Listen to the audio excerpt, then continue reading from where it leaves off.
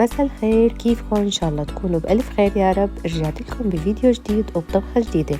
طبختنا اليوم رح تكون شيخ المحشي أو كوسة بلبن. المكونات كتير بسيطة عنا.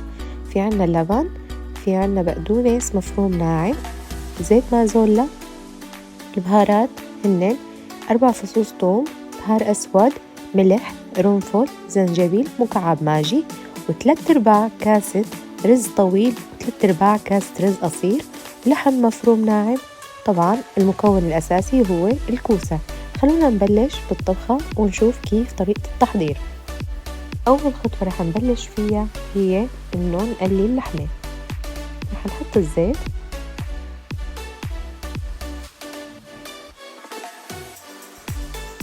وهلأ منضيف اللحمة المفرومة، منبلش نقلبها مزبوط لحتى بتصير معانا ناعمة على الأخير من دون أي تكتلات.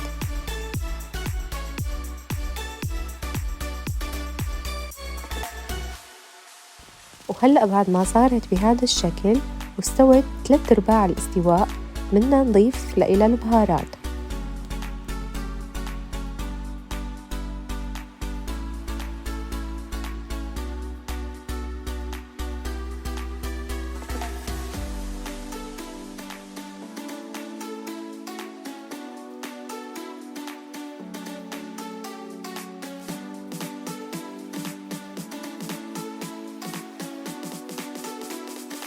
ومنبلش نحركهم لحتى نتأكد إنه البهارات توزعت بشكل كتير منيح مع اللحمة.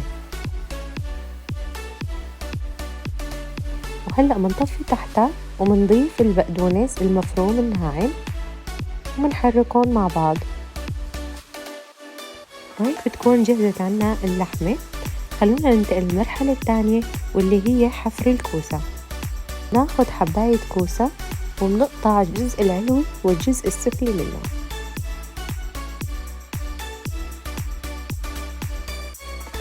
وهلأ منبلش بالحفر. بس نحن لازم ما نحفر كتير منيح مثل المحشي، لأنه الشيخ المحشي رح يكون محشي باللحمة ومو بالرز، فاللحمة ما رح تنفش مثل الرز.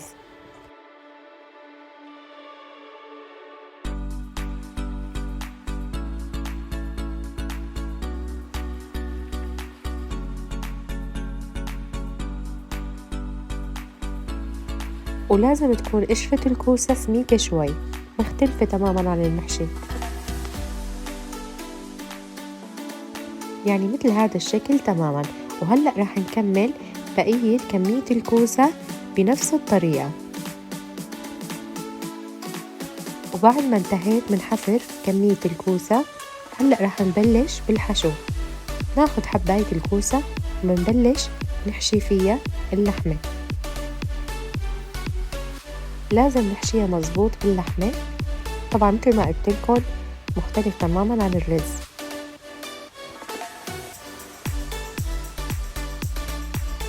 لحتى تصير بهذا الشكل، ومنكمل بقية كمية الكوسة بنفس الطريقة.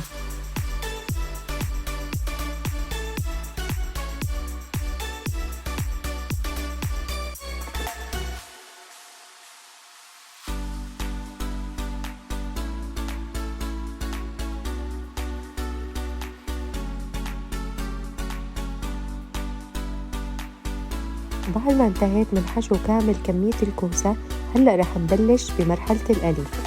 أنا محمية الزيت قبل بوقت، وهلأ رح نبلش بالقلي.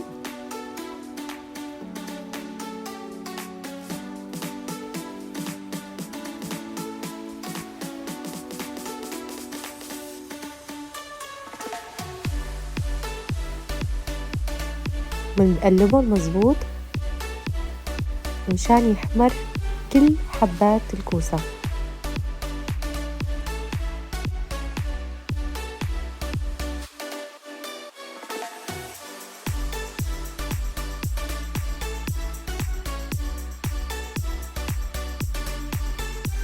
ومن صارت حباية الكوسة بهذا الشكل، هيك بيكون انتهينا من مرحلة القلي. منصفيها من الزيت مزبوط، ومنطالع كل حبات الكوسة.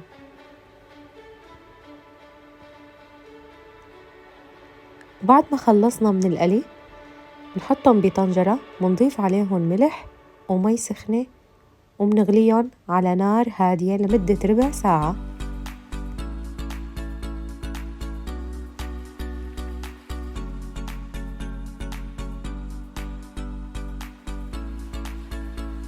هلا أنا حبيت تقلهم مشان ما تضل تتحرك حبات الكوسة ويفرط منها شي.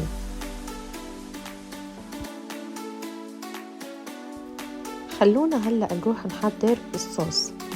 هنضيف اللبن، طبعا تختلف الكمية حسب كمية الكوسة.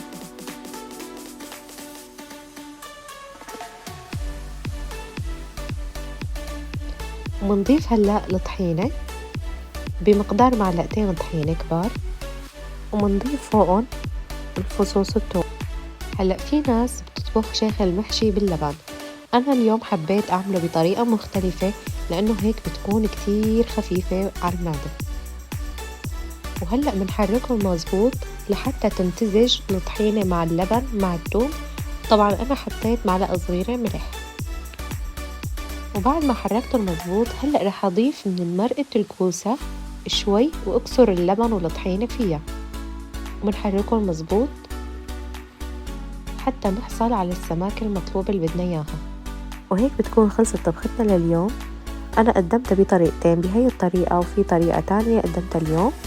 بتمنى يكون عجبكم الفيديو، ولا تنسوا تعملوا لايك وتشتركوا بالقناة، واستنوني فيديوهات جديدة.